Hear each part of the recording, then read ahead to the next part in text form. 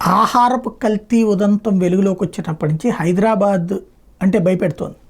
వరుసగా హైదరాబాద్లోకి వెళ్తే ఒకటి సుందరమైన ప్రదేశాలు, హైటెక్ సిటీ వైపు చూస్తుంటే అదేదో అమెరికాలోనో బ్రిటన్లోనో ఉన్నట్టు ఉంటుంది.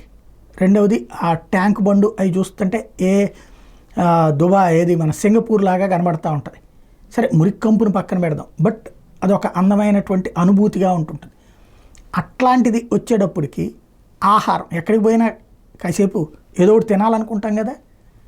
వాటిట్లలో కల్తీలకు సంబంధించి ఇప్పుడు బయటపడ్డది భారతదేశంలోనే అత్యధికంగా కల్తీ జరిగేటటువంటి నగరం కిందన హైదరాబాద్ రికార్డు కావడం ఒక ఎత్తు అయితే, తాజాగా పట్టుబడినటువంటిది అల్లం వెల్లుల్లి పేస్టులు కూడా కెమికల్స్తో చేస్తారు.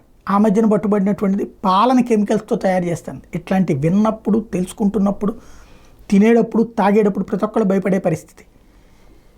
దానికి ముగింపు కార్పొరేషన్ ట్రై చేస్తోంది, రేవంత్ ట్రై చేస్తున్నారు.